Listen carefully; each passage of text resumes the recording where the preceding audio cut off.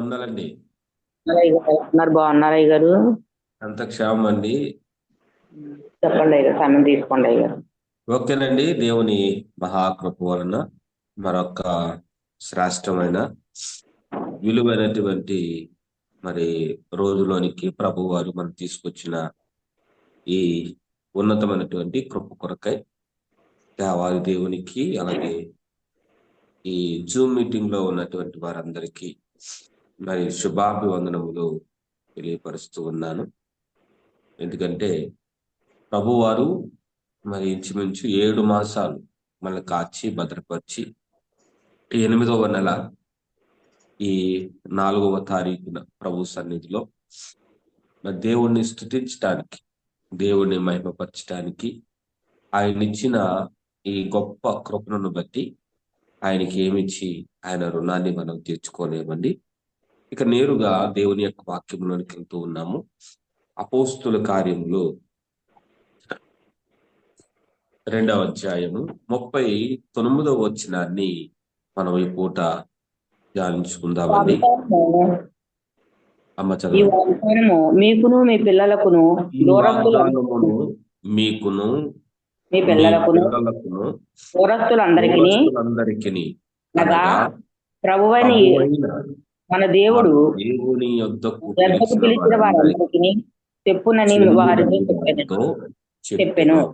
చాలండి. చిన్న ప్రార్థన చేద్దాం. ప్రేమ కలిగిన తండ్రి, వందనాలు, స్తోత్రాలు. ఈ మంచి శుభదినమున నీ మాటను వినగలిగినటువంటి కృపనిచ్చారు.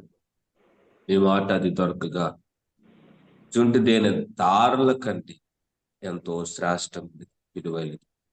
ఆ మాటలను నేను బుద్ధిస్తూ ఉండగా నాలో ఉన్నటువంటి ప్రతి విధమైనటువంటి నాయన అనారోగ్యం, బలహీనతలు అన్నీ కూడా యేసు నామం పేరట బయటికి పోవునుగా కాను ఆజ్ఞాపిస్తూ సహాయం చేయండి, దీవించండి, కృప చూపించండి. నాయన విలువైనటువంటి నీ కృపను మా అందరి మీద ఉంచి నడిపించండి. యేసు క్రీస్తు వారి పేరట బతిమాడుతున్నాం తండ్రి, ఆమేన్. ఇక్కడ మరి పేతురు గారు ఒక శ్రేష్టమైనటువంటి మాట తెలియపరుస్తూ ఉన్నారు. అపోస్తుల యొక్క మరి బోధలో, అపోస్తుల యొక్క నడిపింపులో, అపోస్తుల యొక్క మరి ప్రార్థన సహవాసమందు, అపోస్తుల యొక్క మరి ప్రతిరోజు రొట్టు విరిచే ఈ కార్యక్రమంలో వారు ఆధ్యాత్మికంగా నడుస్తూ ఉన్నటువంటి ఈ ఉన్నతమైనటువంటి పరిచర్యలో అక్కడ ఒక మంచి వాగ్దానములతో, శ్రేష్టమైనటువంటి మాటలతో వారిని ఆశీర్వదిస్తున్నట్లుగా మనకి కనపడతా ఉంది. ఏంటి అంటే, ఈ వాగ్దానమును మీకును మీ పిల్లలకును దూరస్తులందరికీ అనగా ప్రభువైన మన దేవుడు తన యొద్దకు పిలిచిన వారందరికీ చెందునని వారితో చెప్పారు. ఇక్కడ ఏమని చెప్తా ఉన్నాడంటే, ఈ శ్రేష్టమైనటువంటి వాగ్దానం మీ పిల్లలకి, తరువాత దూరస్తులందరికీ, తరువాత ప్రభువైన ఏమండి మన దేవుని యొద్దకు పిలిచిన వారందరికీ కూడా ఈ వాగ్దానం ఏం చేస్తా ఉంటుందంటే మరి చెందిద్ది అని చెప్పి అపోస్తలుడు పేతురు గారు మాట్లాడుతా ఉంటారు. ఇంతకీ వాగ్దానం అంటే మనం అనుకోవచ్చు, వాగ్దానం చేసినటువంటి దేవుడు నమ్మదగిన వాడు. ఇది బైబిల్లో ఉన్నటువంటి శ్రేష్టమైనటువంటి మాట. ఈరోజు వాగ్దానాల వైపు, లేకపోతే దేవుడు ఏం మాట్లాడుతాడో నాతోటి అనేది చూడలేదు, కానీ అందరూ కూడా ఇప్పుడున్న పరిస్థితులను బట్టి స్వస్థతల మీదే ఎక్కువగా వారి మనసు ఉంచారు. చూడండి, ఎక్కువగా మనిషి ప్రభువుని నమ్ముకున్న వెంటనే ఏమైపోవాలంటే బాగా సంపాదించేయాలి, మంచి ఆరోగ్యం చేయాలి. ఏమన్నా అతను కోరుకున్నట్లుగా జరిగితే మాత్రం దేవుడు ఆయన దృష్టిలో చాలా మంచోడు. అలా కాకుండా ప్రభువు నమ్ముకున్న తర్వాత, అంగీకరించిన తర్వాత శోధనలు, గలిబిలులు, ఇబ్బందులు, ఆటంకాలు ఒకవేళ కలిగాయి అనుకోండి, వారి మనసు వెంటనే ఏమవుతుందంటే నొచ్చుకుని, మేము దేవుని దగ్గరికి వచ్చాము కానీ మాకేమీ లాభం అనేది లేదు. మేము ఎన్నో సంవత్సరాలను బట్టి ప్రభువుని ఘనపరుస్తూ ఉన్నాం, నేను నమ్ముకున్నాం, లేకపోతే ఈ మతాన్ని పుచ్చుకున్నాము కానీ మాకు ఎందుకనో అంత మేలుగా లేదు అని చెప్పి ఆ బయటికి వెళ్ళిపోయినటువంటి వారు చాలా మంది ఉన్నారు. నేను అంటాను, ఈ రోజున మనుషులు స్వస్థతల కోసం ఏదో జరిగిపోద్దని నమ్ముకోవటం కాదు కానీ నీ ఆత్మ ప్రభు దగ్గరికి చేర్చబడాలి. నీ ఆలోచనలు, ఉద్దేశాలు భూమి మీద ఎన్నో ఉండొచ్చు కానీ ఆయన చిత్తం ఏంటో, ఆయన ఆలోచన ఏంటో నువ్వు ఎరిగిన వాడివైతే మొదట ప్రభు మన చిత్తంలో, మన జీవితంలో ఏం చేయబోతూ ఉన్నాడో ఆయనకు మనం అవకాశం ఇవ్వాలి. అంతేగాని మనకు మనముగా లెక్కలేసుకుని, మనకు మనముగా ఆలోచన చేసుకుని దేవుని చిత్తానికి ఏదో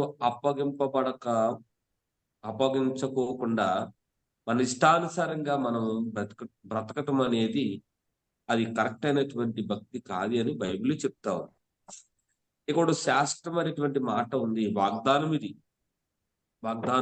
ఏంటి అంటే, ఈ వాగ్దానం మీ పిల్లలకి ఉంటా ఉంది, మీకు దగ్గరగా ఉన్నటువంటి లేకపోతే దూరంగా ఉన్నటువంటి దూరస్తులకు ఉంటుంది.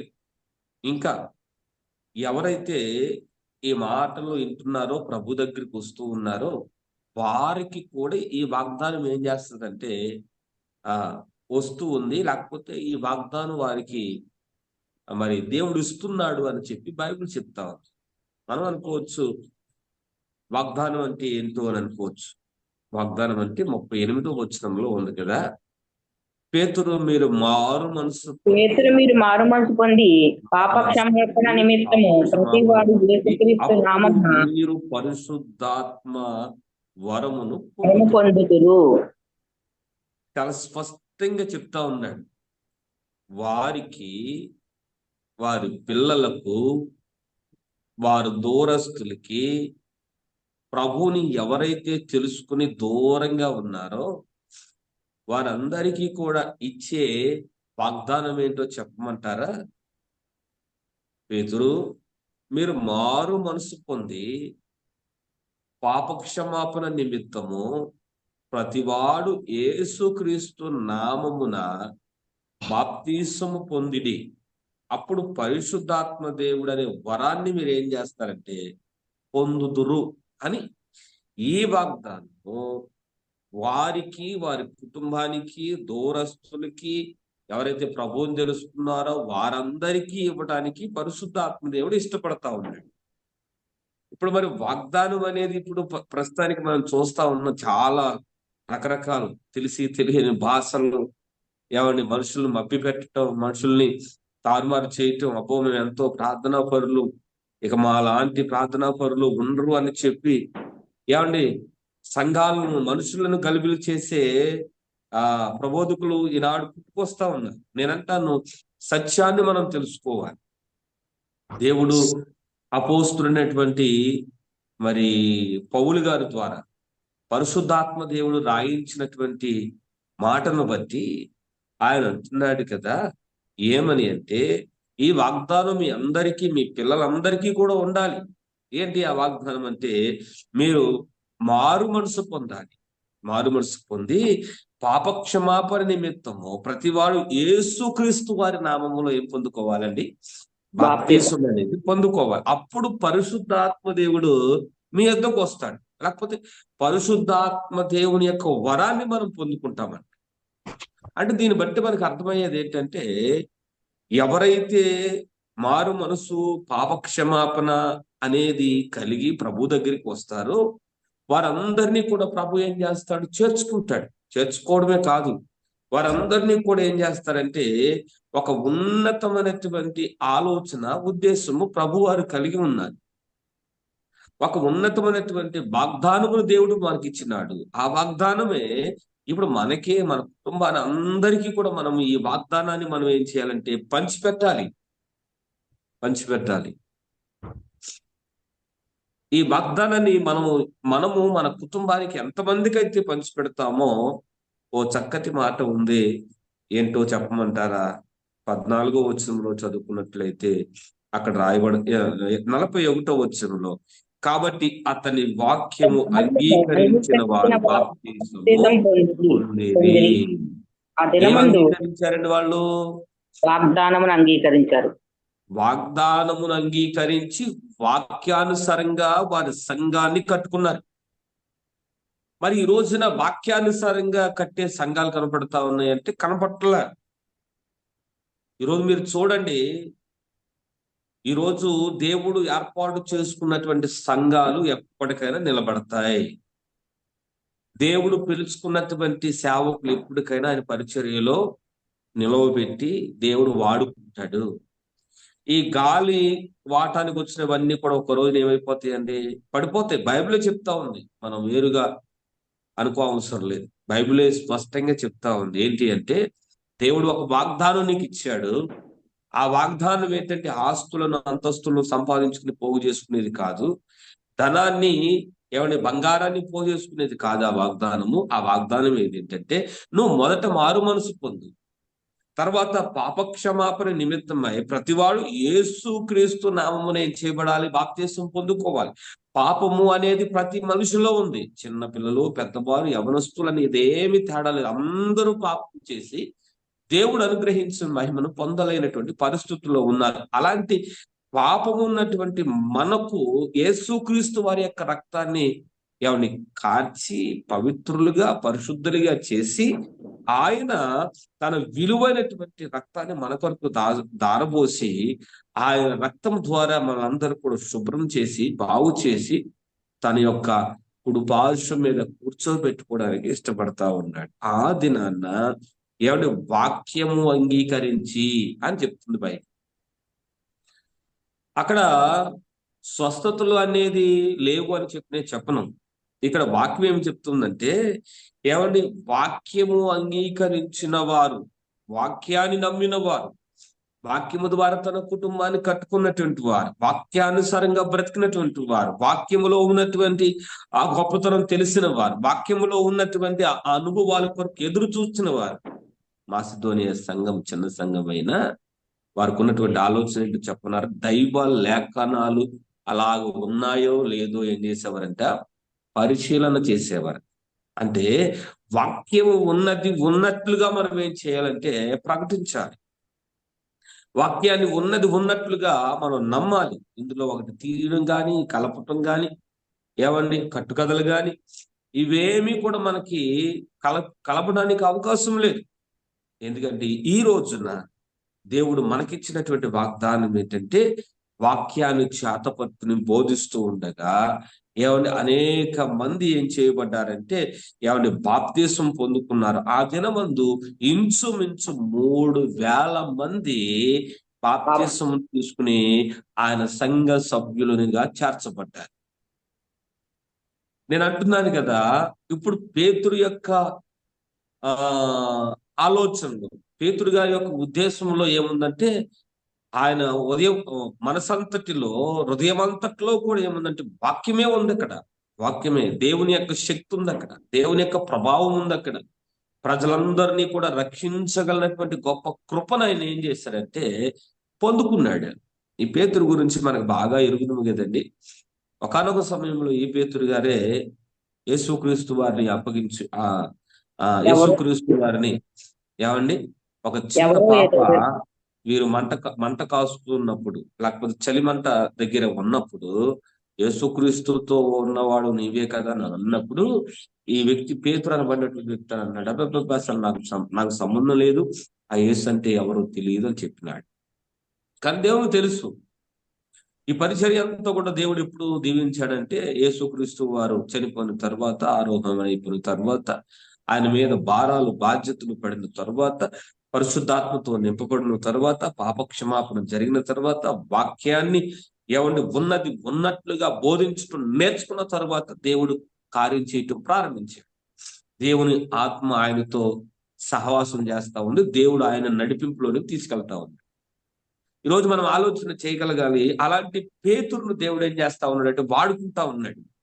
దేవుడు ఎవరినైనా వాడుకుంటాడు, కానీ ఒకటి గుర్తుపెట్టుకోవాలి, దేవుని వాక్యానుసారంగా వాక్యాన్ని బోధించాలి. ఉన్నది ఉన్నట్లుగా బోధించడం అనేది నేర్చుకో. అలాగ మనం చేయగలిగితే నేను అంటాను, ఆటోమేటిక్ గా మన కుటుంబాలను దేవుడు దీవించడం ప్రారంభిస్తా ఉన్నాడు, ఆశీర్వదించడం ప్రారంభిస్తా ఉన్నాడు. కనుక ఆనాడు దినమున వారు ఒక మంచి సహవాసం అనేది ఏర్పాటు చేసుకున్నాడు. ఏంటి అంటే 42వ వచనం చదువుతారండి. సహవాసం అందును అపోస్తుల బోధ యందును సహవాసమందును రొట్టె విరిచినందును ప్రార్థన చేయుట యందును ఎడతెగక ఉండిరి. నాలుగు విషయాలు మనకి ఇక్కడ కనపడతా ఉన్నాయి. శ్రేష్టమైనటువంటి ఉన్నతమైనటువంటి మరి విలువలు. ఇక్కడ కూడా మనకి ముందు కనిపించేది ఏంటంటే బోధ కనపడతా ఉంది. బోధ అనిగా మనం నేర్చుకున్నాము కదండి, వాక్యము. వాక్యానుసారంగా సహవాసం ఉండాలి. ఏముండాలండి? వాక్యానుసారంగా సహవాసం ఉండాలి. సహవాసము పొందుకున్న తర్వాత మనకి రొట్టె విరుచుట అనే కార్యక్రమం కూడా ఉండాలి. తరువాత ముగింపులోనికి మనం వస్తే అందరము కలిసి ఏం చేయాలట? ప్రార్థన చేయుట యందు ఎడతెగక ఉండాలట. అంటే పేతురు ఎంతగా దీవించబడడానికి గల కారణం ఏంటంటే, మారు మనసు పాపక్షమాపణ నిమిత్తమై ఆయన బోధిస్తూ ఉన్నప్పుడు వేల మంది యొక్క హృదయాలు ఏం చేయబడ్డాయి అంటే తెరవబడ్డాయి. వాక్యం వారి హృదయాలలో కార్యం చేసింది. వాక్యం వారి కుటుంబంలో మారు మనసును, పాపక్షమాపణ ఒప్పుకోలును కలుగు చేసింది. పేతురు యొక్క బోధ వారి జీవితానికి ఆశీర్వాదకరంగా ఉంది. పేతురు యొక్క బోధ పడినటువంటి వారికి, కృంగిపోయినటువంటి వారికి, వేదనలో ఉన్నటువంటి వారికి ఏం కలిగించిందంటే ఆదరణ కలిగించింది, బలపరిచింది, శక్తినిచ్చింది, ఫలాన్ని ఇచ్చింది, నమ్మకమైనటువంటి కృప వారు పొందుకున్నారు. సార్ మీరు ఆలోచన చేయగలిగి ఈ పూట దేవుడు వాగ్దానం ఇచ్చాడు, మనకు కూడా దేవుడు వాగ్దానం ఇచ్చాడు. ఏమండి? మనందరము కూడా ఈ వాగ్దానాన్ని మన పిల్లల విషయంలో, బంధువుల విషయంలో, ఏమండి ప్రభువుని తెలుసుకున్న వారందరి విషయంలో కూడా నెరవేర్చే వారముగా ఉండాలి. ఏంటి ఆ వాగ్దానం అంటే, మీరు అందరికీ కూడా ఏం కలగాలంటే మారు మనసు కలగాలి, పాపక్షమాపణ కలగాలి. కలిగినటువంటి ప్రతి వాడు యేసుక్రీస్తు వారి నామములో ఏం పొందుకోవాలండి? బాప్తిసం పొందుకోవాలి. అలా పొందుకున్నటువంటి వారి జీవితంలో వారు ఎప్పుడూ కూడా బోధలో ఉంటారు, సహవాసంలో ఉంటారు, రొట్టె విరిచే మరి ప్రభు బల్ల ఆ కార్యక్రమంలో ఉంటారు. ప్రార్థన యందు ఎప్పుడు కూడా వారు ఎలా ఉంటారంటే ఎడతెగక ఆసక్తిగా వారు ఉండేటట్లుగా మనం వారిని ప్రేరేపించాలి. ఈ రోజున వాక్యం ఉంటున్నటువంటి మనము తెలుసుకుని విడిచిపెట్టే వారముగా కాకుండా, ఆల్మోస్ట్ మనకందరికీ వాక్యం తెలుసు, కానీ దేవుడు ఎందుకని ఈ మాటలను మరొకసారి మనకు జ్ఞాపకం చేస్తా ఉన్నాడు. వినడం ద్వారా మనం నేర్చుకోవాల్సింది చాలా ఉన్నాయి. ఒక ఆయన అన్నాడండి, బైబిలు మహాసముద్రం అంటారు. ఏంటండి? బైబిలు మహాసముద్రం అంటారు. ఈ సముద్రంలో మనం నేర్చుకున్నది ఏదైనా ఉన్నదంటే, పిచ్చుకుంట చూసారా? పిసుక తాను విడిచిపెట్టినటువంటి ఆ చిన్న మరి ఏమనొచ్చింది చిన్న రెట్ట అంత కూడా మనం నేర్చుకోలేదటండి. బైబిల్ అనేది మహాసముద్రం. ఈ సముద్రాన్ని మనం ఏం చేయాలంటే ప్రతి దినము కూడా ఏం చేయాలండి? చదవాలి, అర్థం చేసుకుంటూ చదవాలి. బైబిల్ ఏదో చదవమన్నారు కదని చదివేస్తే మనకు అర్థం కాకపోతే ఎంత చదివినా వేస్ట్ కదండి. ఒక మాట చదివినప్పుడు దానికి ఫుల్ స్టాప్లు, కామాలు చూసి చాలా జాగ్రత్తగా మనం చదువుకోవాలి. పైన ఉన్నటువంటి ఏమండి ఆ 1, 2, 3 మాటలు ఇచ్చినప్పుడు దాని కింద కూడా అర్థాలు ఇస్తారు. అవి కూడా చూసి జాగ్రత్తగా చదువుకున్నప్పుడు దేవుడు మనతో స్పష్టంగా మాట్లాడతారు. మన హృదయంలో ఉన్న బాధ, మన కష్టము, మన కన్నీరు ప్రభువే మనం తీర్చి ఇచ్చిన వాగ్దానాన్ని చేతపట్టుకుని ప్రభు ముందు నిలబడగలిగితే దేవుడు గొప్ప కృపను మనకి ఇస్తారండి. చివరిగా నేను చెప్పే మాట ఏంటంటే, ఏ పేతురు గారినైతే వారి హేళన చేశారో, బాధ పెట్టారో, అదే పేతురు గారు నిలబడి వాక్యం చెప్తే పరిశుద్ధాత్మ దేవుడు వారికి తోడుగా ఉండి ఇంచుమించు 3,000 మంది వాక్యాన్ని విని బాప్తిస్మము పొందుకోవడానికి ముందుకు రావడానికి గల కారణం ఏంటంటే ఆయన చేతిలో వాక్యం ఉన్నది. ఆయనలో పరిశుద్ధాత్ముడు ఉన్నాడు. ప్రేరేపణ బట్టి అనేక మంది ఏం చేయబడుతూ ఉన్నారంటే పిలువబడుతూ ఉన్నారు. అయ్యో ఈ రాత్రి నా ప్రాణం పోతుందేమో, అయ్యో ఈ రాత్రి నేను చనిపోతానేమో, అయ్యో ఈ రాత్రి నేను కన్ను మూస్తానేమో అని చెప్పి చాలా మందికి వేదన కలిగింది, బాధ కలిగింది. ఇప్పుడే నేను ప్రభువుని తెలుసుకోవాలి, ఇప్పుడే ప్రభు ముందుకు రావాలి, ఇప్పుడే నాలో ఉన్న ప్రతి విధమైనటువంటి పాపాన్ని నేను ఒప్పుకోవాలి ప్రభు. అది పాపపు ఒప్పుకోలేదంటే పరిశుద్ధాత్మ దేవుడు మనల్ని ఒప్పిస్తాడండి. అది చిన్న పొరపాట పెద్దదా అని ఏమీ లేదు. ప్రతిదీ కూడా ఎప్పుడైతే వాక్యము మనలో పనిచేసిందో, వాక్యము మనలో ఉందో ఆటోమేటిక్గా మనలో ఒప్పుకోలు అనేది ప్రారంభం అవుతుంది. అయ్యా నేను చేసిన ప్రతి తప్పు, ప్రతి పాపము నేను ఒప్పుకుంటూ ఉన్నాను, నీ పాదాలు పట్టుకుంటూ ఉన్నాను, నన్ను పవిత్రపరచండి, పరిశుద్ధపరచండి అని చెప్పి ఆటోమేటిక్గా మారు మనసు అనేది దేవుడు నీకు ఇస్తాడు. అది వాక్యము పని చేయడం అంటే మారు మనసు, పాపక్షమాపణ మన హృదయంలో నుంచి బయటికి రావాలి, ఒప్పుకోవాలి, పశ్చాత్తాపడి అయ్యా నా వాళ్ళు నేను ఎవరైనా బాధ పెట్టానా, నన్ను క్షమించండి అయ్యా. నా వాళ్ళని ఎవరైనా ఏ కుటుంబం అయినా వేదన చెందుతూ ఉందా, ఒకవేళ బాధపడుతూ ఉందా, ఏమండి వారిని బట్టి నేను క్షమాపణ పొందుకుంటాను. మనకెందుకని వారు క్షమించకపోయినా మనం మాత్రం దేవుని ఏం చేయాలి, క్షమాపణ కోరుకోవాలి. అది దేవుడు మనకిచ్చినటువంటి కృప, కాపుదల. పేతురు పశ్చాత్తాపడ్డాడు, మరి తిరిగి వచ్చాడు, ప్రభు సన్నిధిలో ప్రార్థన చేయగా ఏమండి ఇచ్చినటువంటి వాగ్దానాన్ని చాటుపట్టుకుని ఏమండి ప్రభు మనసును ఎరిగిన వాడిగా ఉండి ప్రభు ఏర్పాటు చేసినటువంటి మార్గంలో నడుస్తూ ఉండగా అనేక మంది జీవితాల్లో చీకటి పోయి వెలుగుతో నింపబడినటువంటి దినాలు ఆయన జీవితంలో మనం చూడడం నేర్చుకుంటాం. ఈ పూట మనం కూడా ఆలోచన చేయగలగాలి. మనము కూడా సహవాసం ఉంది బోధయందు, ఏమంటే రొట్టె విడిచిటలో, అలాగే సహవాసములు, ఏమంటే ఎడతెగక మనం ప్రార్థన చేసే వారుగా ఉండాలి. దేవుడు ఇచ్చిన వాగ్దానం ఏదో నువ్వు తెలుసుకోవాలి. అలా చేయగలిగితే ప్రభు వారిని దీవిస్తారు, బలపరుస్తారు. నిన్ను నీ కుటుంబాన్ని ఆశీర్వదకరంగా, దీవెనకరంగా ఉంచాలి అని అనుకోవాలనుకుంటే ఒకటే మనం ఉండాలి, మనకు దూరస్తులందరికీ దేవుడిచ్చిన వాగ్దానం ఏదో నువ్వు నమ్మాలి, విశ్వసించాలి. ప్రభు కృపను మనం అలా పొందుకుందాము, నడిపించబడదాం. దేవుడు ఈ పరిశుద్ధమైన ఉన్నతమైనటువంటి లేఖన భాగంలో ప్రభు వారు దీవించును గాక. ఆమేన్. ఆమేన్. చక్కటి వాక్య భాగం వినిపించిన పాస్టర్ గారికి వందనాలండి. పేతురు గారు మరి పేతురు గారు చదువు లేకపోయినప్పటికీ మరి దేవుడుని రమ్మని కానీ పిలవగానే వచ్చేసిన మరి పేతురు గారు ఎంతో వాగ్దానము, మరి దేవుని శక్తి, దేవుని బలం బట్టి అనేక మందిని దేవుడి వైపు తిప్పుకున్నాడండి. మరి ఎన్నో మంచి మాటలు వినిపించిన పాస్టర్ గారికి వందనాలు అయ్యారు. వాక్య నిమిత్తం ప్రార్థిస్తున్నాం. మన మధ్యలో ఉన్న రాజు గారు వందనాలమ్మా. వందనాలండి. వాక్య నిమిత్తం ప్రార్థన చేయండి అయ్యారు. పరిశుద్ధుడా పరమ తండ్రి, గొప్ప దేవుడానికి సూత్రాలు, బలమైన కోట, నమ్మదగిన తండ్రి, ఈ ఉదయకాలుష్యములో ప్రభా దైవజనులు నీ వారు నిజమే తండ్రి. అయా నాడు తండ్రి చేపలు పట్టుకుంది వారు పేతురు లాంటి వారు ఈనాడు తండ్రి నాయన నీ కుమారులు చెప్పినట్టు వాక్యం అనే తండ్రి నాయన ఈ యొక్క బోధలో లేకంటే ఎంతో మంది బిడ్డలు నా తండ్రి అనిపించు వచ్చినట్టు వదులుతున్నారు, మాట్లాడుతున్నారని నీ కుమారు ద్వారా నేర్పించు అయ్యా. పూర్వకాలం ఉన్న భక్తి, పూర్వకాలం ఉన్న నమ్మకము మాలో లేదు తండ్రి. నీ పాదాల దగ్గర ఉదయ కాలు సమయంలో నాయన ఇదిగో జూములు ఎంతమంది బిడ్డలైతే ఉన్నారు మరలా తండ్రి నాయన మాలో తండ్రి నాయన పునాది కదిపించుకున్నటకు మరలా ప్రభా మేము పడిన తిథిలోంచుకు లేవటకు తండ్రి చివరి దినాల్లో ఉన్నాం, అంధకార దినాల్లో ఉన్నాం, చీకటి దినాల్లో ఉన్నాం. ఎత్తికత్తమైన బతులో తండ్రి మమ్మల్ని నడిపించండి ప్రభా.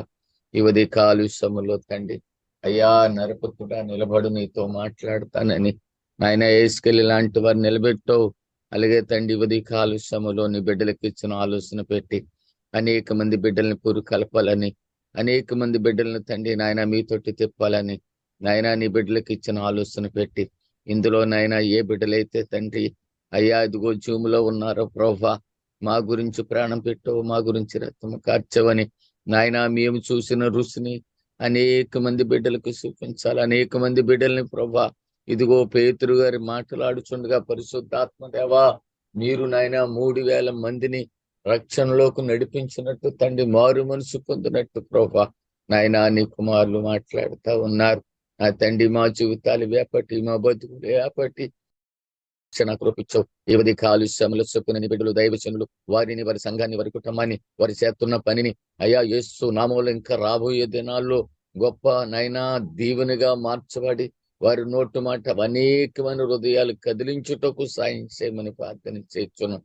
నడిపెంతున్న నీ బిడ్డలు మీ చేతులకు అప్పచెప్తా ఉన్నాను.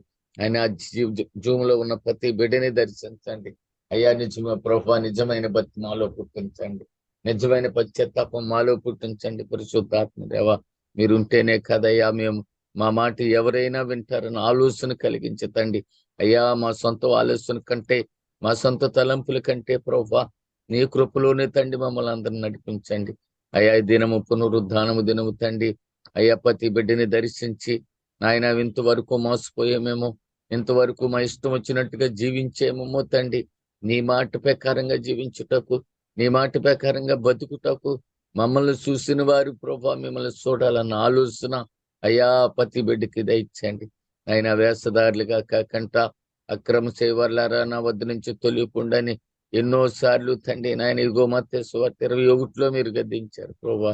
ఇవదే కాలుష్యములో నాయన నీ పాదాల దగ్గర చేరిన ప్రతి బిడ్డని దర్శించి ఇది అంచులుగా ప్రభా ప్రపంచ దేశాలన్నీ తండ్రి అయ్యా చివరి దినాల్లో ఉన్నాం, అంధకార దినాల్లో ఉన్నాం, చీకటి దినాల్లో ఉన్నాం.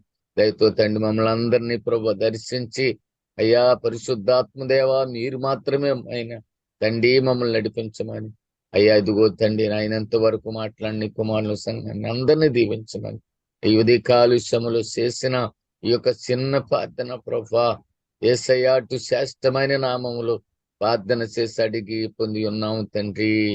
ఆమేన్. ఆమేన్. ప్రార్థన చేసిన రాజు గారికి వందనాలండి. వందనాలు అయ్య గారు. అలాగే ప్రార్థన చేసుకుందాం. ఎవరికైనా ప్రార్థన అవసరతలు ఉంటే చెప్పండి అమ్మా, ప్రార్థన చేస్తారు. ప్రార్థన అవసరతను బట్టి ప్రార్థన అవసరతలు ఏమీ లేవండి. సరే అయ్య గారు అయితే ముగింపు ప్రార్థన చేసండి. మన మధ్య మా నాన్నగారికి బాగాలేదు, నీరసంగా ఉంటుందండి. అదే నేను చెప్పాను కదండి, ప్రార్థన చేశారు కదా దోష గారు. సరే అండి. చంద్రబాబు గారు నాన్నగారి కోసం ప్రార్థన పెట్టండి అయ్య గారు. అలాగేనండి. అలాగే మన మధ్యన ఉన్న జేబీ బ్రదర్ గారి కోసం, మురళి గారి కోసం పెట్టండి అయ్య గారు. మురళి గారి కోసం. ఓకేనండి. మహాపరిశుద్ధుడును ప్రేమ నమ్మకం కలిగిన మా ప్రియ పరలోకపు తండ్రి వందనాలు, స్తోత్రాలయ్యా. వాక్యాన్ని విన్నాము. వాక్యానుసారంగా మేమందరము నీలో నిలిచి ఫలించినట్లుగా సహాయం చేయండి. విక్టర్ బాబు గారు వాళ్ళ నాన్నగారికి మంచి ఆరోగ్యం, జేబీ బ్రదర్స్ కి, మురళి గారికి, ఇరువురికి నాయన మంచి ఆరోగ్యాన్ని అనుగ్రహించండి. స్వస్థతనివ్వండి, బలమునివ్వండి, కృపనివ్వండి. వారు ఏమేమి ఆయన పరిస్థితుల్లో ఉన్నారు నాయన ఎరిగిన దేవుడిగా మీరున్నారు. వారిని ముట్టండి, స్వస్థపరచండి, బాగు చేయండి నాయన. మరి ముఖ్యంగా ఈ జూమ్ లో ఇక ఎంతమంది అయితే బిడ్డలు వాక్యాన్ని విన్నారు, వాక్యాన్ని విని నాయన వారి జీవితంలో ఆనందిస్తూ ఉన్నారు, వారందరి కుటుంబాలు బలపరచండి, దీవించండి. వాక్యము కంటే ఏది ఎక్కువ కాదు నాయన. వాక్యమే మా జీవితంలో కార్యం చేయాలి, వాక్యమే మా జీవితంలో అద్భుతం చేయాలి, వాక్యమే మా కుటుంబంలో ఆయన అందరికీ కూడా ఒక నూతనమైనటువంటి వాగ్దానముగా మార్చబడాలి. వాక్యమే కృపా సత్య సంపూర్ణత కలిగి మాలో నివసించినట్టుగా సహాయం చేయండి.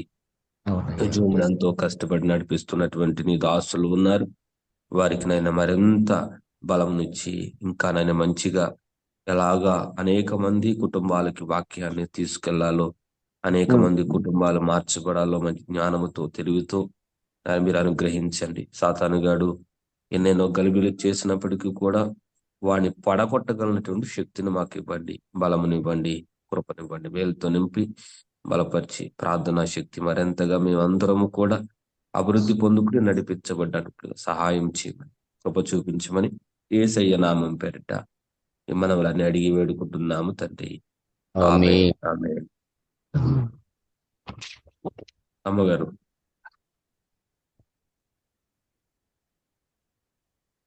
మా ఆశీర్వాదం ఇమ్మని దేవుని ప్రేమ, కుమారులని యేసుక్రీస్తు వారి కృప, పరిశుద్ధాత్మ యొక్క అన్యోన్య సహవాసము సన్నిధి ఈ జూమ్ లో ఉన్న వారందరికీ వారి కుటుంబాలకు ఇది మొదలుకొని నిరంతరము తోడయండి నడిపించబడుదురు గాక, దీవించబడుదురు గాక, ఆశీర్వదించబడుదురు గాక. ఆమేన్. ఆమేన్. ఆమేన్. ఆమేన్. అందరి